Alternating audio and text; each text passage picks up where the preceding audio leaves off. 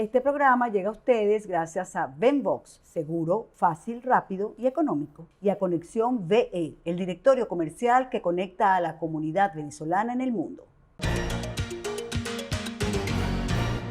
Al 11 de abril de este año, unas 3 millones de personas han muerto a consecuencia del COVID-19. En Asia, continente en el que se originó el brote, la cifra de muertes asciende a unas 404.000 personas. En Europa, la cifra se duplica. Se han registrado 999.400 muertes por el coronavirus en los 47 países europeos, destacando España, Rusia, el Reino Unido, Italia y Alemania. En América, los decesos se aproximan al 1,5 millones. Al 18 de este mes, se han registrado en el mundo alrededor de 141,4 millones de casos de coronavirus, cifra verdaderamente alarmante. Algunos mitos sobre las vacunas contra el coronavirus ruedan por medios y por las redes sociales. Uno de los más extendidos es que modifican nuestro ADN o que al recibirlas se desarrollará con más fuerza el virus. Hasta hemos leído que la misma posee un chip para dominarte. De todo se escucha y se lee. Lo cierto es que hay dudas respecto a la vacuna. Pero, ¿cuáles son las certezas? Para hablar de los efectos de las vacunas contra el coronavirus, No Callaré recibe a Armando González Arría, médico egresado de la Universidad Central de Venezuela, cirujano general especializado en cirugía laparoscópica y robótica. Durante 20 años fue director principal del Hospital de Clínicas Caracas y actualmente está residenciado en la ciudad de Miami, desde donde se ha dedicado a estudiar el comportamiento de este virus que azota a todo el planeta. Bienvenido, pero antes unos mensajes. Amigo importador, este mensaje es para ti. ¿Necesitas traer tu carga consolidada LCL marítima o aérea desde China, Estados Unidos, América Latina y Europa hasta Panamá o Venezuela? Te recomiendo a los amigos de Venbox Pty. En Venezuela te prestan el servicio de agentes aduanales en sus oficinas. Tienen transporte terrestre propio con su empresa Truparca Aduanas y Transportes con más de 23 años de experiencia. Para tus trámites de importación, ellos te ayudan con asesorías en legislación aduanera, técnica arancelaria y en logística integral. Contáctalos por los números que ves en pantalla o visítalos en su página web. Venbox, seguro, rápido y confiable.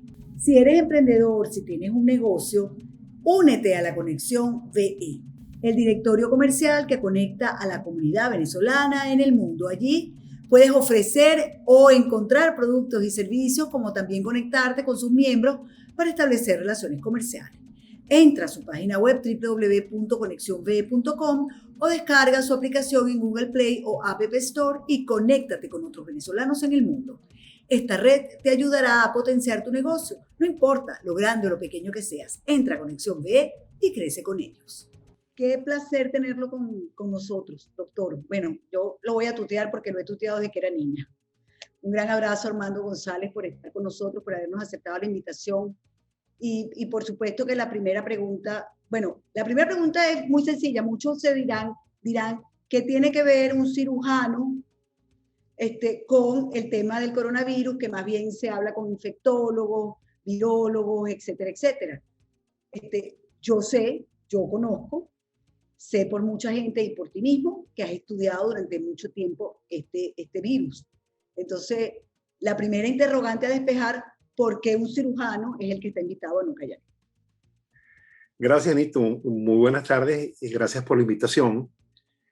Quiero empezar diciéndote que esta es una enfermedad que cuando apareció en diciembre del año pasado, ningún presidente, probablemente con excepción del presidente chino, sabía lo que iba a pasar.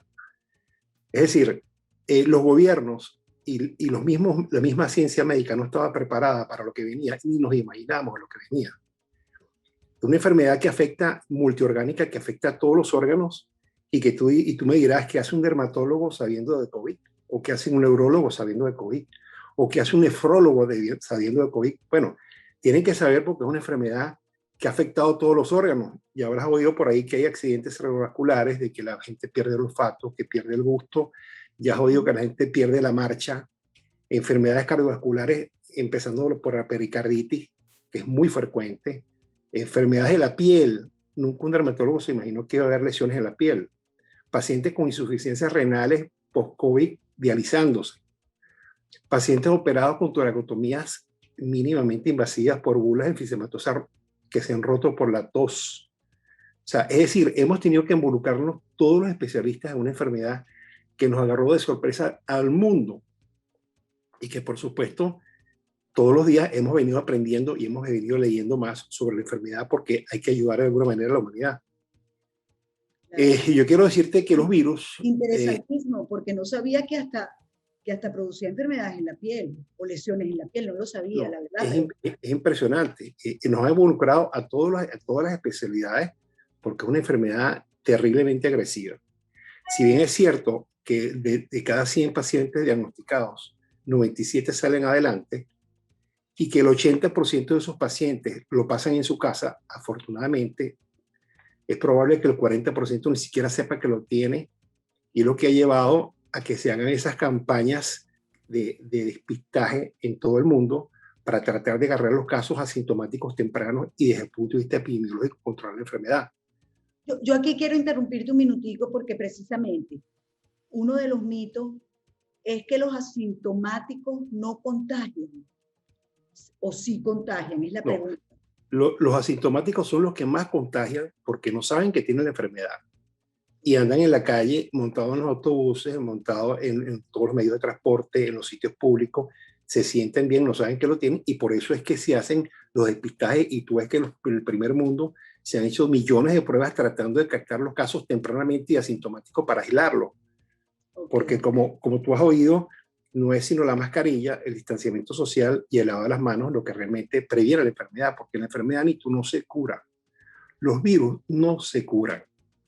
Los virus se tratan, ¿no? Tú te recuerdas las enfermedades infectocontagiosas como el sarampión, la lechina, la rubiola, que eran enfermedades que lo que te daban eran tratamientos sintomáticos. Si tienes fiebre, te baja la fiebre. Si tienes náusea o vómito, te dan un antiemético. Te tratan las consecuencias del virus, pero el virus tiene un ciclo dentro del organismo y él se va. Como viene, se va.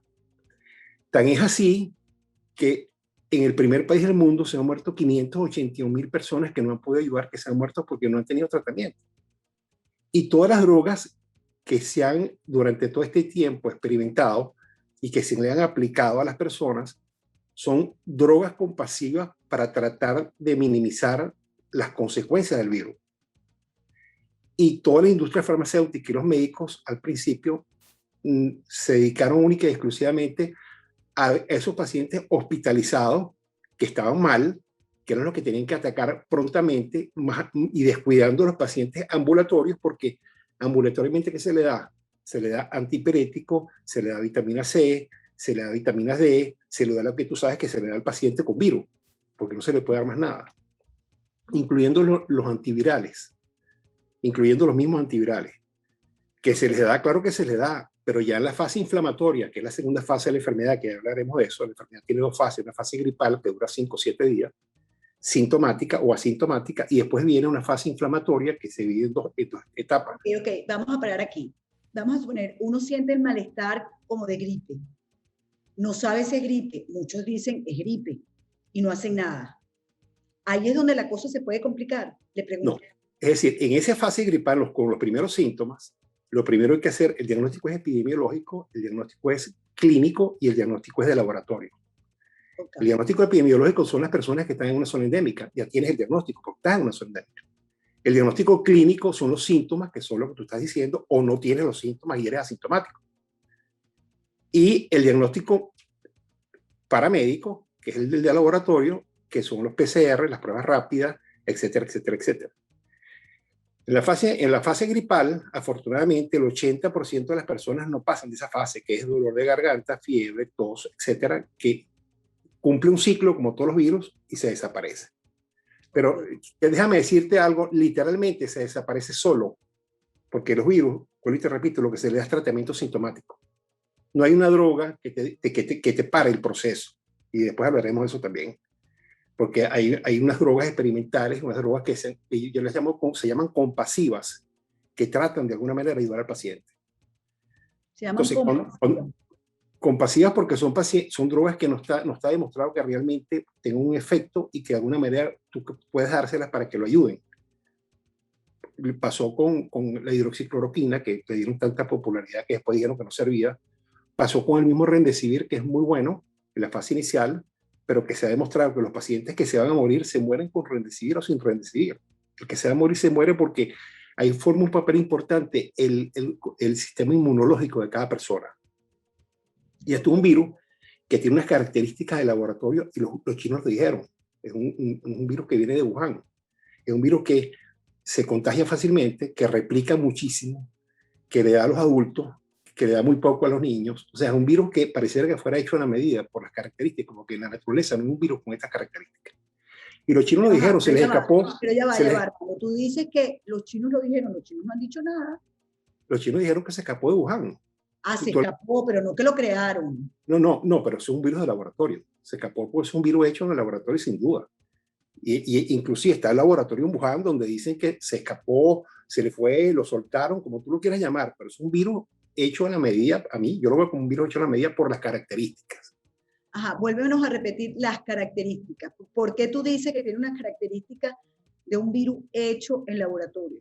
Bueno, porque la manera de replicar tan violenta, la manera de que tú lo tengas un objeto, el virus es un microorganismo que es acelular, que él para poder actuar tiene que entrar dentro de la célula, donde utiliza el material genético de la célula para reproducirse.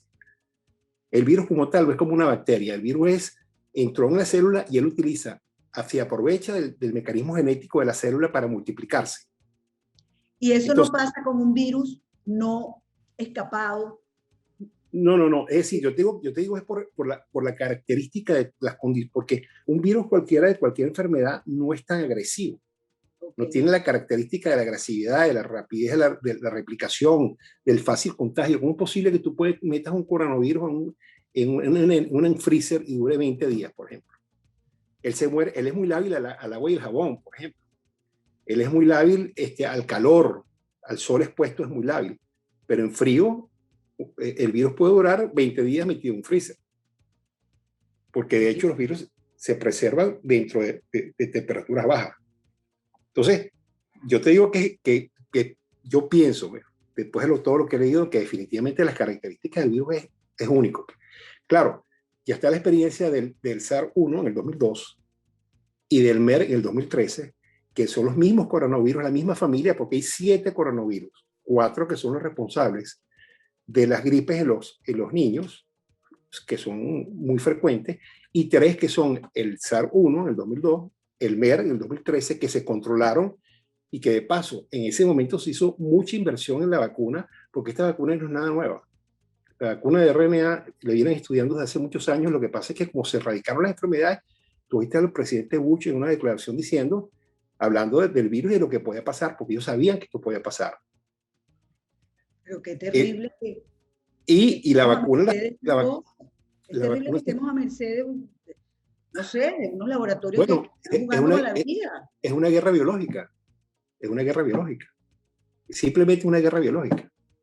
Y es que esta guerra biológica ataca a unos grupos raciales y a otros no. ¿Qué es lo que pasa? No. Ataca a quien tenga que atacar, pero no sé, yo no me voy a meter en la parte política, porque en realidad yo te puedo hablar de la parte médica, no te puedo hablar de la parte política.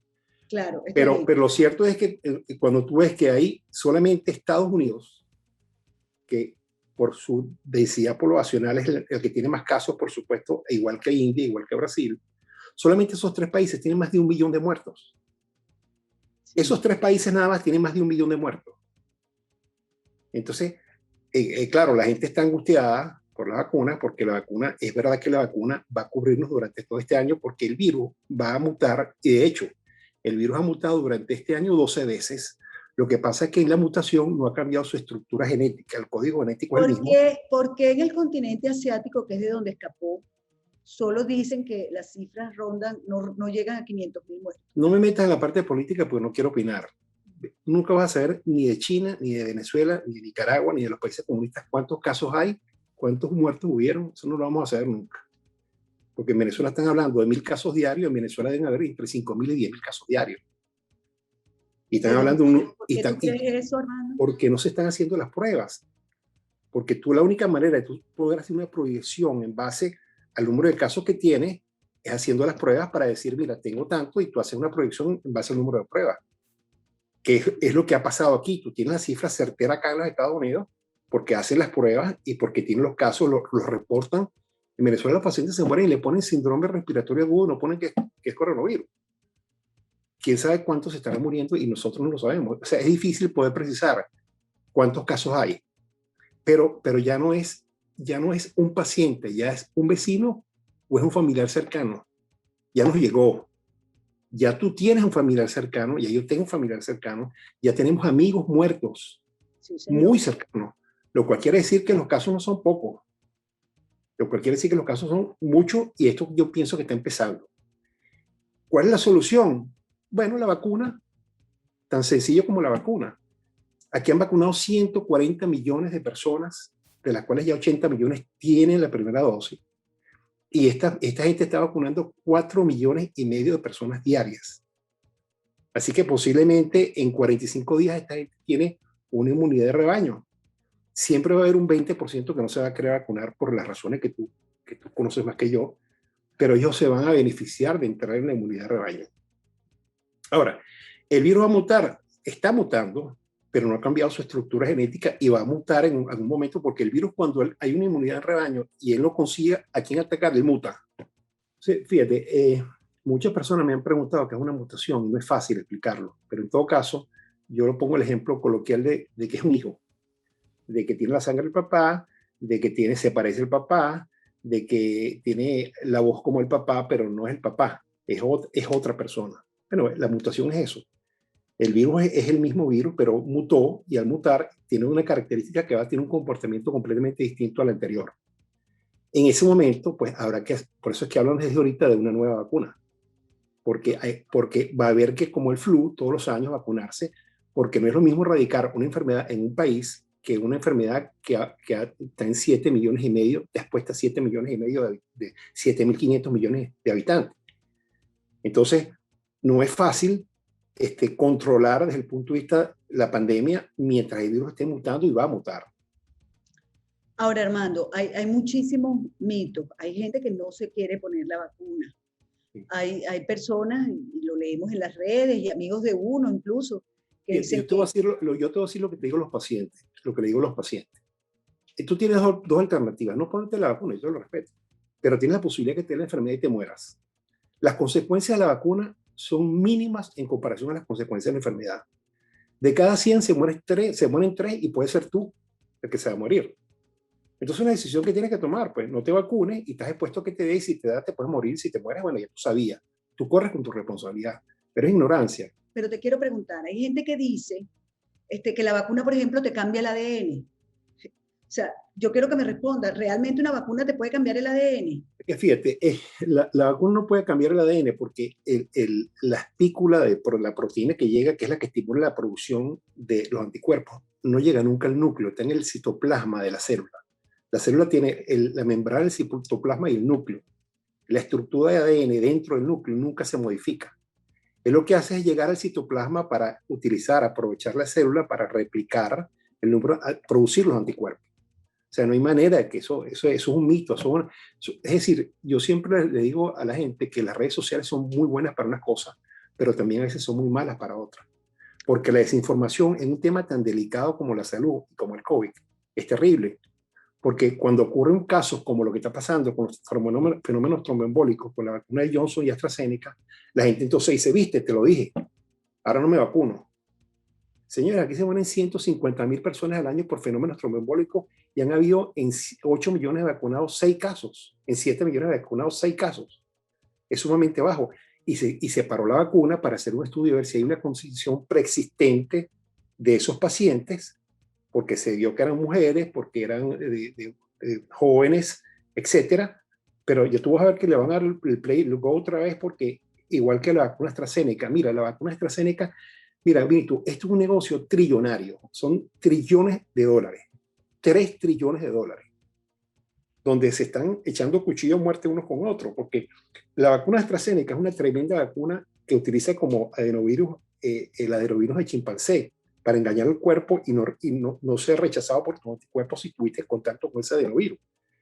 La vacuna de Johnson Johnson es una maravilla porque además de que cuesta $4 o $5, es una sola dosis, y para las personas jóvenes es una maravilla, o el viajero, que es otro fenómeno que está pasando acá en los Estados Unidos. Pero fíjate, eso precisamente, tú estás diciendo, es un negocio trillonario, y hay quienes dicen, miren, las vacunas es un negocio, eso es mentira, no se la pongan, No, no, no. porque lo que están es El, jugando. el hecho, el hecho de que sea un negocio no quiere decir que las vacunas no han hecho durante los últimos 60, 70 años, 80 años, han erradicado enfermedades como la viruela, la sarampión, la lechina. O sea, todos estamos vacunados y gracias a eso no ha habido una pandemia o no ha habido mayores riesgos con ningún tipo de vacuna. Y es el mismo principio, es el mismo adenovirus. Se han utilizado toda la vida los mismos adenovirus para la vacuna. Entonces, la gente está, como decía por ahí, decían estos días, bueno, a ti no te preguntaban quién hizo la vacuna, la viruela, y qué laboratorio le hacía y cuánto costaba. A ti no te preguntaron nunca de cuál era cómo hacían una vacuna. No, yo me la ponía y punto, como me ponía la fiebre amarilla, como me ponía sarampión. Y como la gente se tiene que poner esta vacuna, porque se la tiene que poner, porque el problema a la pandemia no es sino la vacuna.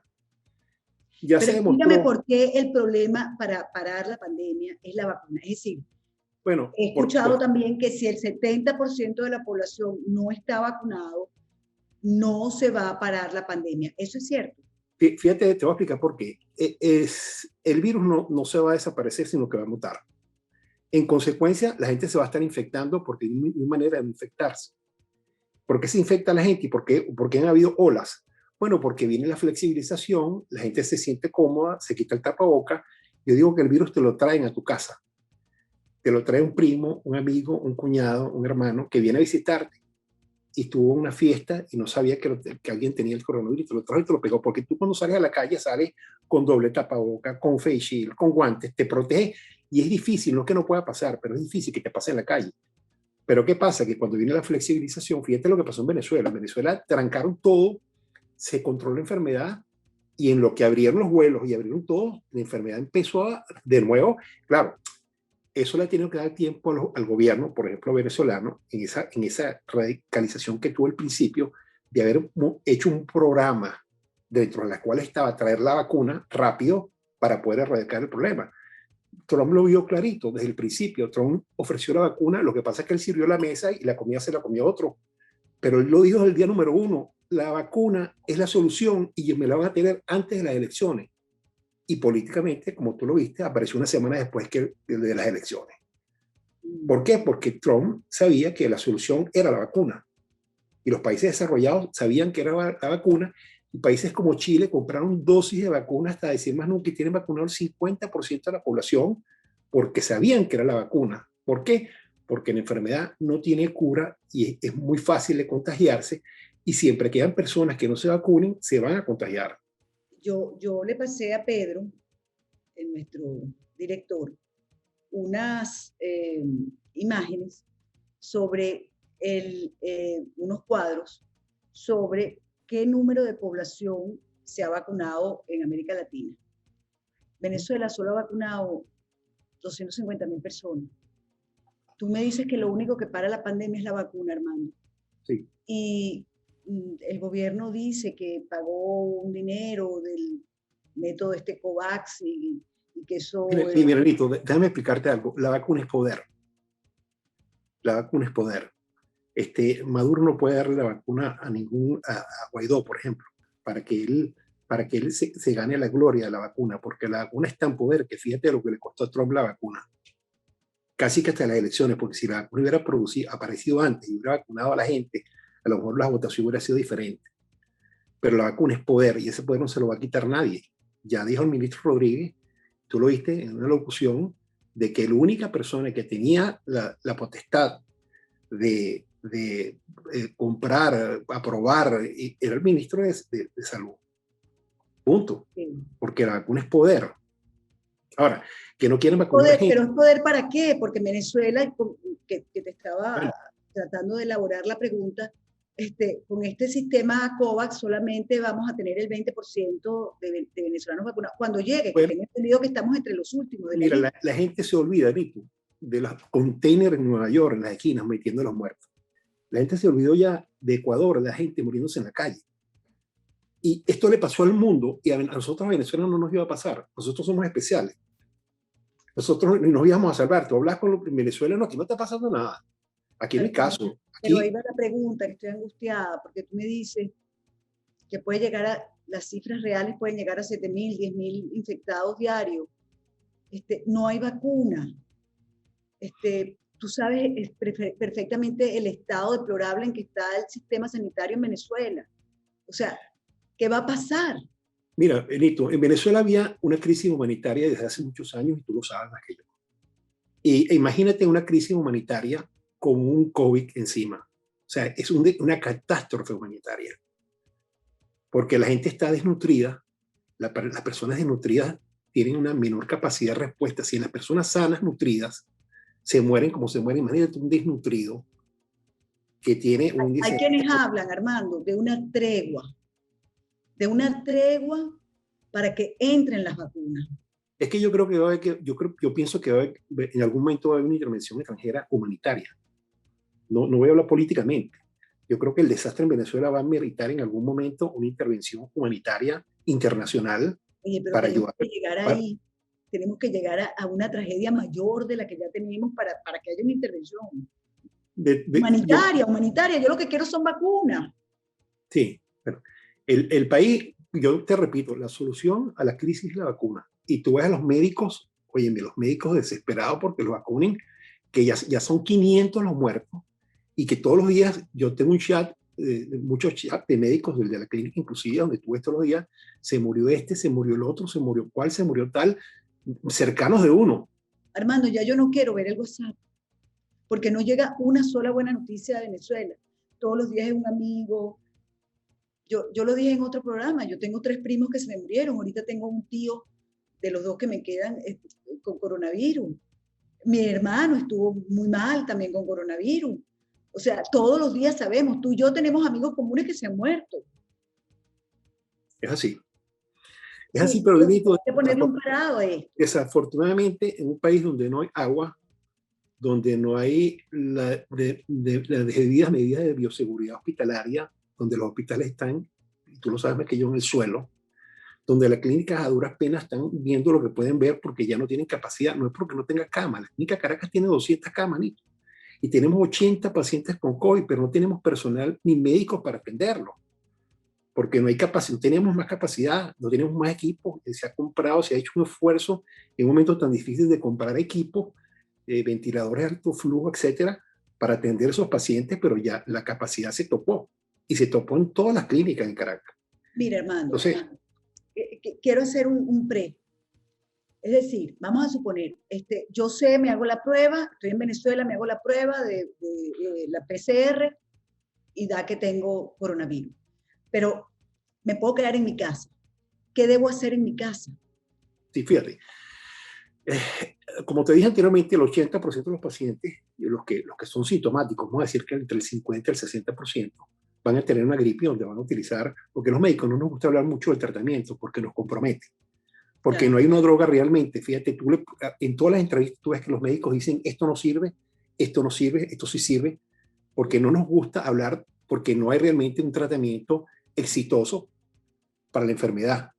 En la fase gripal, las personas toman paracetamol, ibuprofeno, vitamina C, vitamina D, lo que tú tomas normalmente para controlar una mialgia, una artralgia, unos dolores articulares, dolores musculares. Ahora, fíjate, hay una medicina que la gente, hay quienes dicen que no sirve y otros que dicen que sí, dicen que la probaron, que no, porque se llama ivermectina. Sí. ¿Qué pasa Mira, con eso? Fíjate, hay tres drogas, yo diría que importantes ahorita en el tratamiento del COVID. Uno son los anticuerpos monoclonales, que fue lo que le puso al presidente Trump, que ya está patentado, que se está usando, que en la fase es muy importante, en la fase temprana de la enfermedad, porque definitivamente está dando resultados. Y eso tiene un nombre que no sea genérico, discúlpame. No, bueno, es que lo que pasa es que hay específicos hechos en el laboratorio para este virus, y hay anticuerpos monoclonales que se utilizan en enfermedades reumáticas, que se están utilizando que de alguna forma se piensa que pueden ayudar. Pero toda la industria farmacéutica y los médicos nos ocupamos de los pacientes graves, hospitalizados, y no el que tiene la gripe. Y nosotros lo que tenemos que hacer es dar un medicamento ambulatorio para que la gente no llegue a la fase inflamatoria, a la segunda fase. Ok. Es decir, ¿A la segunda fase se llega en cuánto tiempo? En 10 días. Normalmente, si no te haces el tratamiento adecuado en tu casa, ¿es así?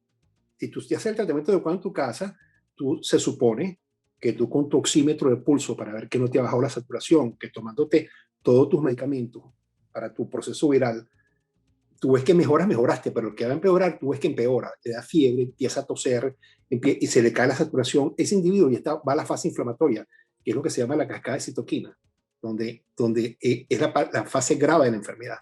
Que nosotros quisiéramos que los pacientes no llegaran a esa fase inflamatoria, que se quedaran en la fase. ¿Cómo evitamos llegar ahí? ¿Cómo evitamos? Eso es lo que quiero saber. Entonces, eso que me estás preguntando, la ivermectina y la citromicina, que uno es un antiparasitario y la otra es un antibiótico, son drogas que se están usando con éxito y hay trabajos ya publicados, prospectivos. Lo que pasa es que no está aprobado por el FDA porque hay que hacer estudios doble ciego que se están haciendo. Pero, por ejemplo, el doctor José Morgester, un infectólogo muy reconocido venezolano que está en República Dominicana, tiene 10.000 casos tratados con ivermectina y acitromicina y tiene 1% de mortalidad. ¿Y qué hace un parasitario?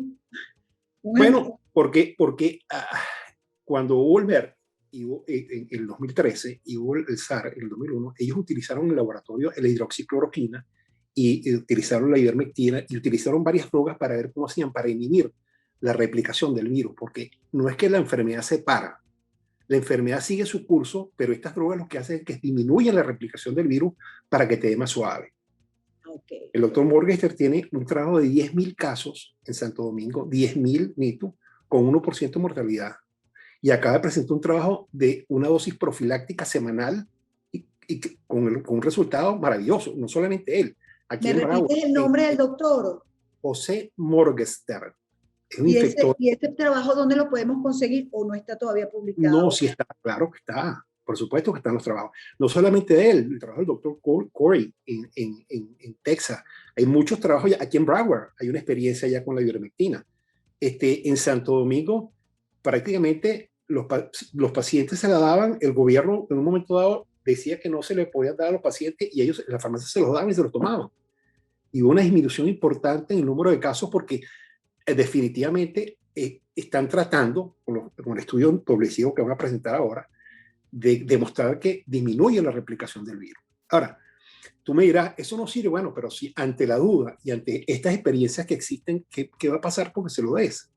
¿O es que la gente no tomó el principio de hidroxicloroquina o no se pone claro, yo te diría que ya los pacientes complicados que están recibiendo esteroides, anticoagulantes, remdesivir, anticuerpos monoclonales, es otra cosa. Yo estoy hablando del paciente ambulatorio. ¿Qué le das al ambulatorio?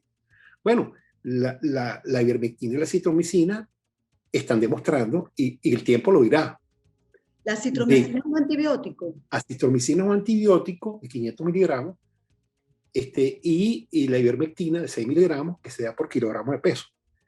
Y que definitivamente, y yo quisiera que pudieras entrevistar, porque como digo yo, ese es mi mentor, porque estuve con él en Santo Domingo, que el doctor entrevistara al doctor Morgester para que te hablara del trabajo, porque en realidad es impresionante. Ay, pero me va a encantar, me vas a tener que dar ese contacto y me va a encantar. No, él es el que tienes que entrevistar, porque además es internista infectólogo de primera línea. Un digo con una información profesional impecable, con mucho prestigio, una persona seria, muy seria. Y viene hablando de esto, no ahorita. Al que tienes que entrevistar realmente es al doctor Morgester. José Morgester, que te va a dar contacto para que lo entreviste, para que te hable mucho más en profundidad ya como infectólogo de la enfermedad, porque yo quería darte un panorama general de la enfermedad y la situación, pero él te puede hablar con mucho más autoridad que yo, porque no, yo creo que como tú, yo pienso como tú dijiste, que aquí todo el mundo está estudiando, porque al planeta, como lo dijiste al principio del programa, le agarró esto de sorpresa. Entonces yo sí creo, o sea, que yo creo en los trabajos en equipo, en multifactores, en que todo el mundo aporte. Eso a mí me parece importante. Mira, se nos está acabando el tiempo y hay preguntas que yo te quiero hacer. Hay gente que me ha sabía que yo iba a entrevistar a un médico y me preguntaron qué pasa con las madres lactantes. ¿Se pueden vacunar? ¿Qué pasa con las embarazadas? ¿Se pueden vacunar? ¿Qué pasa con las personas que tienen enfermedades preexistentes? ¿Se pueden vacunar? Son preguntas que no sé si tienes respuestas para ello. Mira, las personas con enfermedades preexistentes se pueden vacunar todas, incluyendo las personas que están con tratamientos de inmunosupresión, que muchas veces lo quieren suspender, por ejemplo, por artritis, que yo he consultado y realmente no deben suspenderlo porque pueden hacer un brote de la enfermedad y la vacuna no les va a hacer daño. Si tú tienes, ese es el caso de tener el sistema inmunológico un poco deprimido por esteroides, por drogas, como estábamos hablando, los anticuerpos monoclonales, etcétera, que te producen una inmunosupresión y al fin y al cabo, cuando tú pones la vacuna, tu sistema inmunológico tiene que estar fuerte para responder produciendo los anticuerpos. Pero la Mujeres vacuna, embarazadas. las mujeres embarazadas, no te lo puedo contestar. De verdad que no te puedo contestar esa pregunta porque no es mi especialidad y no, me comprometería en decirte algo que no. Lo que sí te puedo decir es que las mujeres embarazadas no pueden tomar ivermectina, por ejemplo. No pueden. No pueden tomar ivermectina, por ejemplo, ¿Por qué? porque puede tener un efecto teratogénico en el feto. Entonces no está demostrado de que pueda tomar, por ejemplo. Eso sí te lo puedo decir. Okay. Pero en todo caso, eso es importante saberlo, fíjate.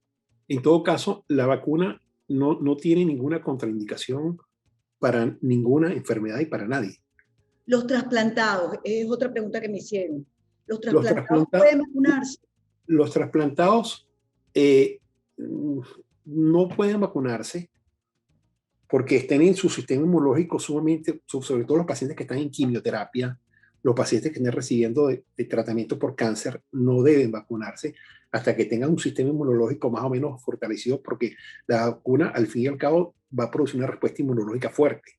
Por eso que tú te la pones y se te pone el brazo rojo, te sientes mal, te sientes como con fiebre, etcétera. Puede que no sientas nada, porque hay gente que Por no le ejemplo, pasa.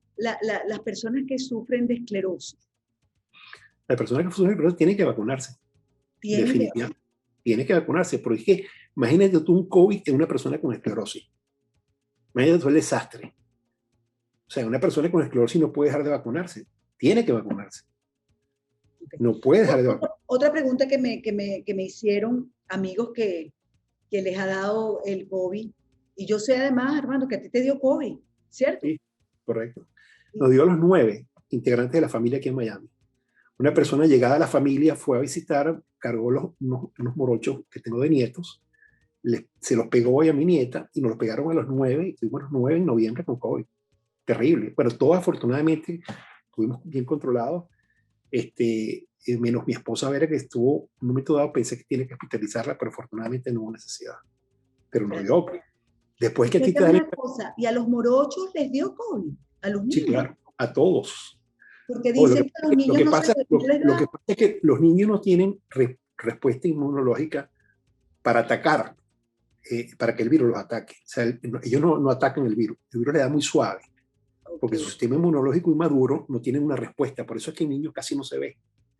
Pero ellos tienen una capacidad de replicación y en la saliva hay probablemente 100 veces más de lo que tiene un adulto normal, porque ellos tienen una capacidad de transmitirla, tú no te imaginas cómo. Entonces hay que tener mucho cuidado con los niños, no porque les vaya a pasar algo, sino que es lo que ha pasado en los colegios, que infectan a los maestros, infectan a los compañeritos, porque tienen una capacidad de contagio en los niños altísima. Hay que tener mucho cuidado. ¿Y a los niños también se les debe vacunar? Te pregunto. Bueno, ahorita Pfizer está haciendo unos últimos estudios, porque no lo había hecho, que lo están haciendo mayores de 16 años, pero están haciendo un estudio para un estudio de pacientes, para ver si se pueden vacunar ya menores de 16 años. En todo caso, una persona que le dio COVID no debe vacunarse antes de 90 días después que le da después de la enfermedad. ¿Por qué? Porque tu organismo crea unos anticuerpos y que pueden hacer conflicto con la vacuna. Entonces, hay que esperar que baje la titulación de tus anticuerpos para ponerte la vacuna, porque se la deben de poner por muchas razones. La primera razón es porque te fortalece el número, te multiplica el número de anticuerpos. Segundo, te cubre unas cepas que pueden haber mutado, que a lo mejor el virus que te dio a ti, te puede venir una de estas cepas de la P1 de Brasil o la de Gran Bretaña, es decir, cualquiera de las mutaciones, la vacuna te la cubre, por lo menos por ahora. Entonces, un vacunado se puede contagiar de coronavirus. sí, como no. Fíjate, una cosa es la eficacia y otra cosa es la eficiencia de la vacuna. Son dos cosas distintas. Cuando a ti te hablan de 95%, es 95% de que te cubra y que tengas un 5% que te pueda dar. Es buenísimo, pero te puede dar. Lo que pasa es que te va a dar una enfermedad que no te va a llevar nunca a una terapia intensiva. Te va a dar una enfermedad suave que está, entre comillas, discutido si tú lo transmites. Israel presentó un trabajo donde decía que no lo transmitía, pero realmente lo deja de transmitir. Y deja de tomar las medidas profilácticas y preventivas como que la estás transmitiendo. Aislarte, etcétera, etcétera, etcétera, porque lo más probable es que la transmita. Cuando hablan del 50%, lo importante es que todas las vacunas que producen más del 50% de inmunidad son buenas, porque te va a dar, pero estás inmunizado. O sea, estás protegido, te va a proteger. ¿Me explico? Sí. Entonces, finalmente, lo que tú me quieres decir es, esta vacuna llegó para quedarse. Es decir, como lo hacemos con la influenza, que todos los años nos vacunamos, nos vamos a tener que estar vacunando. Pero es definitivo. Mira, la vacuna, Nitu, es una bendición. La vacuna es la solución a la pandemia. La vacuna, además de que te da seguridad, te da tranquilidad, porque te lo da. A ti te vacunan y tú te sientes como que te hubieran puesto no sabes qué, porque te sientes protegida y estás protegida. Entonces, si por donde tú lo mires, desde el punto de vista económico, una hospitalización por COVID, mira, imagínate, Nito, yo te voy a contar esto. Los americanos, tú has oído por ahí que no están vacunando a los extranjeros. El aeropuerto de Miami el viernes, que llegó una amiga mía, estaba reventado de gente que se viene a vacunar. ¿Y por qué los americanos lo vacunan? Primero, porque en el solo taxi, montándose en el taxi, el impuesto que paga el taxi por transportar a ese viajero, paga la vacuna Johnson. Y el individuo, si se va a poner a Pfizer, se tiene que quedar aquí un mes. Entonces está consumiendo hotel, consumiendo en los restaurantes, en los mercados, en las tiendas. Tiene un mes aquí.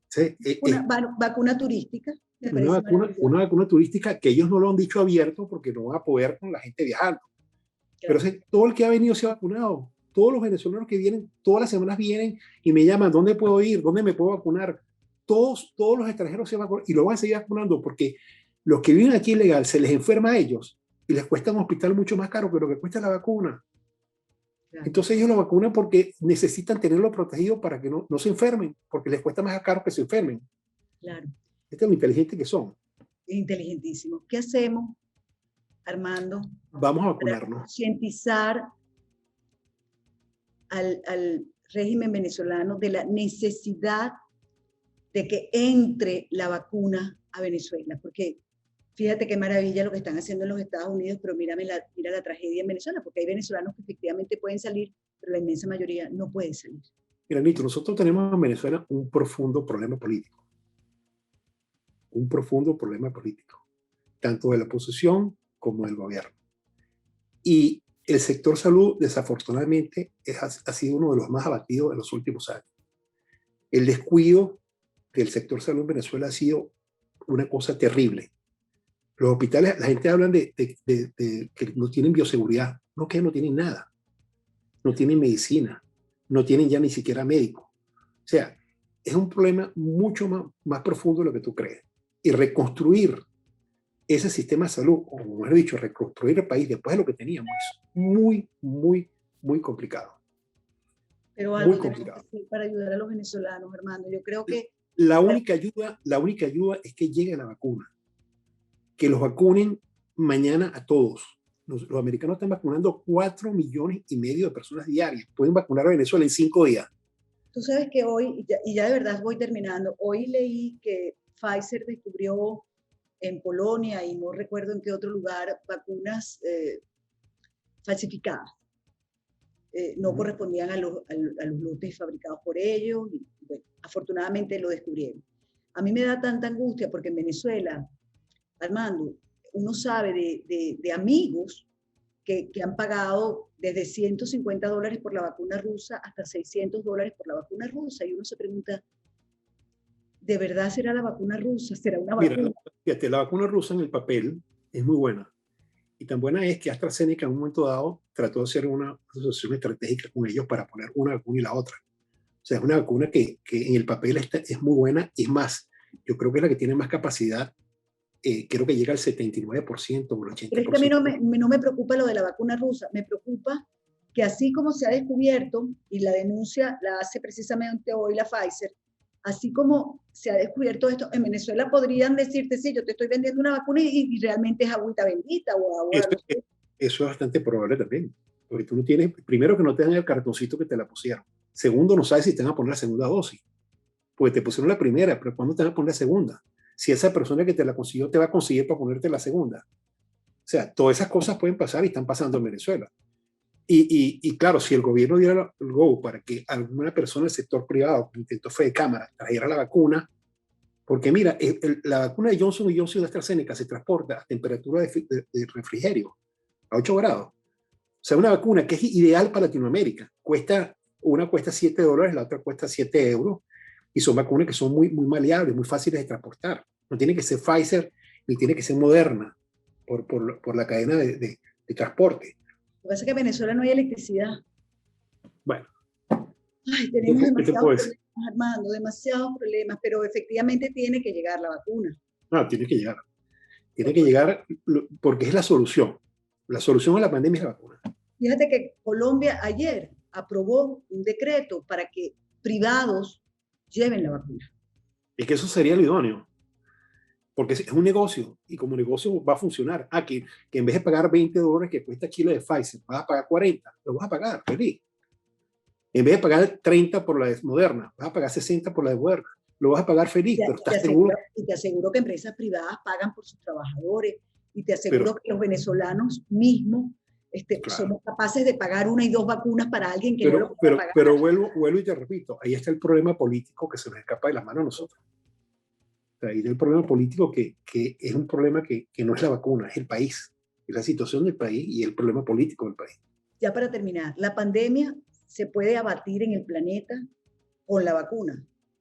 Mira, yo te voy a decir que no, porque se pudo abatir en China y en el Medio Oriente porque no salió del país y se pudo controlar. Pero con 7.500 millones de habitantes, siempre va a haber gente que no está vacunada, siempre va a haber gente que está enferma, siempre es muy difícil erradicarla, por decirlo de alguna manera. ¿Se va a poder controlar? Sí, se va a poder controlar muchísimo y con las vacunas, por supuesto. Aquí en Estados Unidos está todo abierto, ya está el comercio abierto, los restaurantes abiertos, los teatros abiertos, todo está abierto, todo está funcionando. Y no pasa, en este momento no está pasando nada. Y están vacunando 4,5 millones de personas diarias. Entonces, esta persona va a controlar, por decirlo de alguna manera, en los próximos 60 días la enfermedad. Sin duda que lo va a controlar.